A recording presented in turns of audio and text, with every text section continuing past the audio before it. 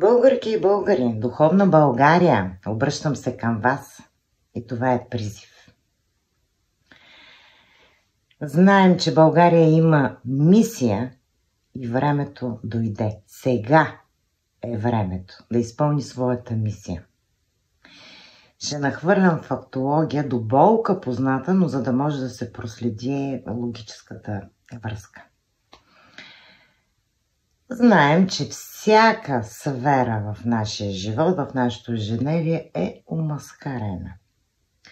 Постоянно имаме сюрпризи, всеки ден ни сюрпризират с някакви поредни абсурди. То не са военни заводи, то не са водомери, такси, то не са какво ли не. И в образование, и полиция, и в съдилища, и енергетика, и къде ли не, къде ли не. Това всичкото си върви по план, не нашия обаче.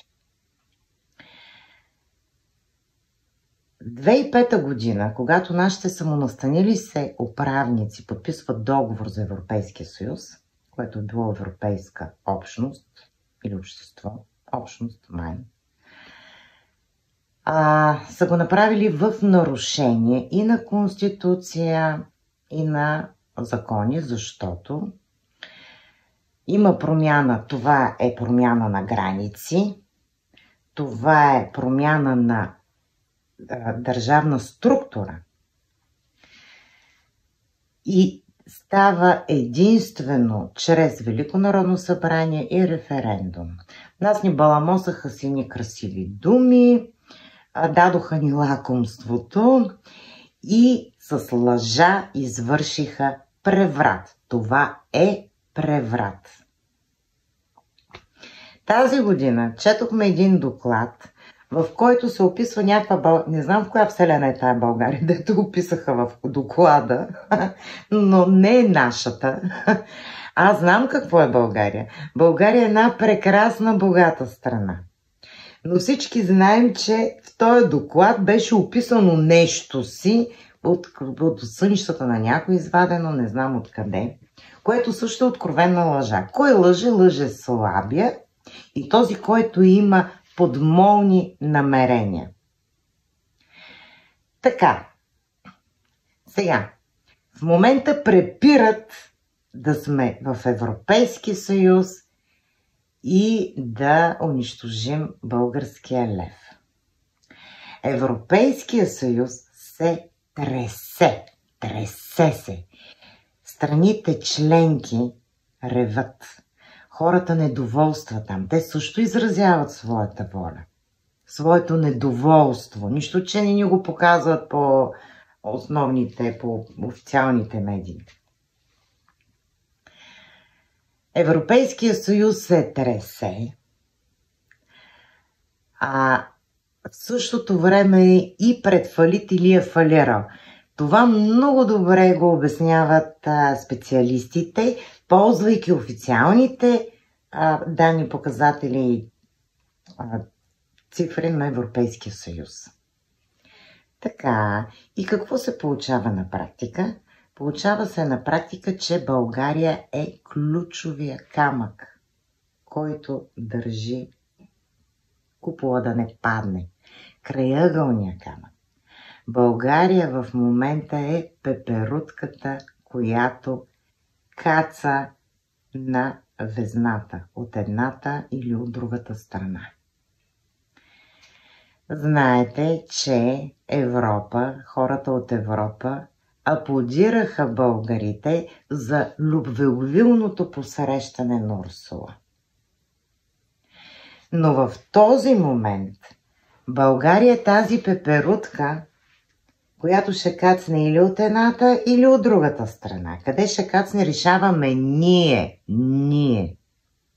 Ако кацне от едната страна, това означава унищожение на българския народ. Така, една съпоставка ще направя с Съединени американски щати. Европейския съюз е абсолютно също като структура, така си е планирано. В Америка заселниците, които са отишли там, са унищожили местното население, и съответно образуват Съединени американски щати.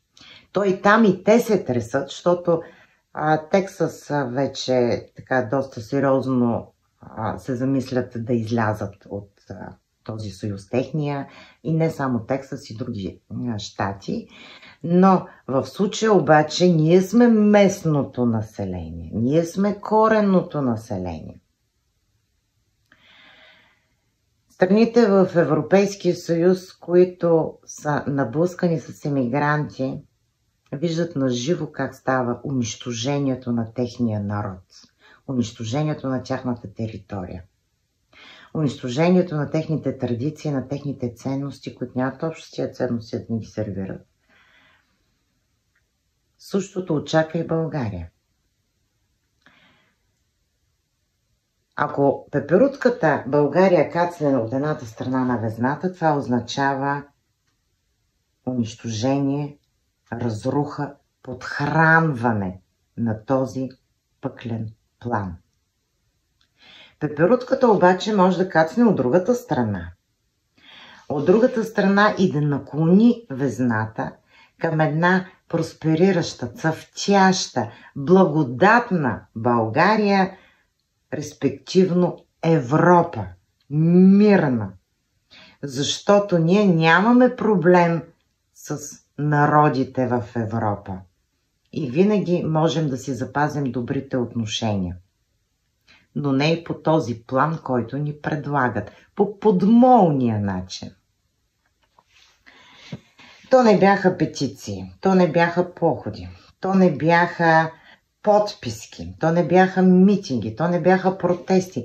Всички всякакви варианти, по много пъти, където българският народ изразява своята воля, но дебелоочието дебелее пред очите ни.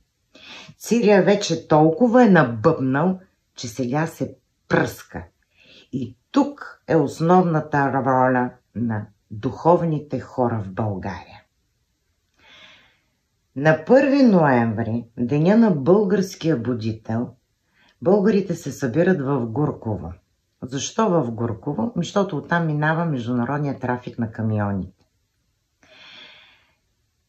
Българите ще затворят пътя, но няма да бъдат възпрепятствани коли, бусове, автобуси с хора. Не. Не е въпроса да се създава дискомфорт и да се стопира ежедневието на нашите си, на българите. Тук въпросът е света да разбере с спиране на международния трафик на камионите, на бизнеса. Хората, които отиват там, отиват с мир. Те отиват с мирни намерения отиват. Но ние знаем какви похвати могат да ползват хореографите на този сценарий за унищожение. Затова мястото на духовните хора е там, за да могат да създадат баланса и да изградят защитата. Защита не само върху хората, които ще се стекат от всички краища на страната, все пак е център на България, но и на тези с униформа, защото и те са българи, и те са хора. Трябва там да се създаде баланс и да се изгради защита. Това са двете неща. Третото е, знаем какви са алгоритмите на проявлението. Генерира се енергия с емоция, която се ориентира в съответната посока и чрез съответното действие, когато се извърши, тогава се проявява в материята. Духовните хора в България могат да генерират като емоция в сърцето си една огромна любов. Любов, благодарност и радост да се съберем и да празнуваме благодатна, цъфтяща, осъзната България респективно Европа. Затова моя призив към духовните хора е на 1 ноември Гурково.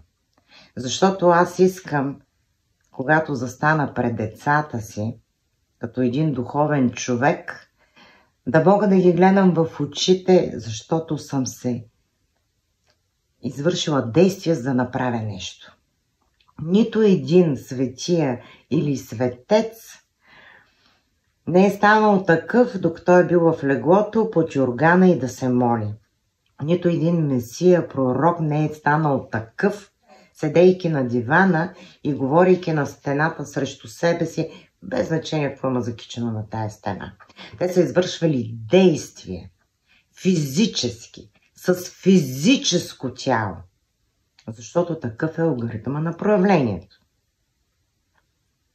Ако се смяташ за светец и че можеш да действаш по някакви други начини, действай.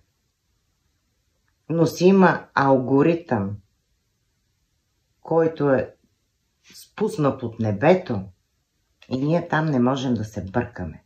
Можем само да го използваме. Защита имаме и от небето и от земята. Освен това, аз като българка, като жена и като майка, забранявам всяко вмешателство и всяка манипулация спрямо българския народ. Това е кръвно и е много силно. Духовни хора, събираме се в Гурково, за да празнуваме нова, прекрасна, благодатна, просперираща, цъфтяща, осъзната България, респективно Европа. Ето така България ще изпълни своята мисия. Това е началото, естествено. Не спирай потока на този призив. Ако не разбираш в същност, дълбочина нещата, които казвам, питай сърцето си. Ако нещо не ти хармонира, не спирай потока, не взимай решение вместо другите, а предай нататък на своето обкръжение този призив. 1 ноември, Гурково.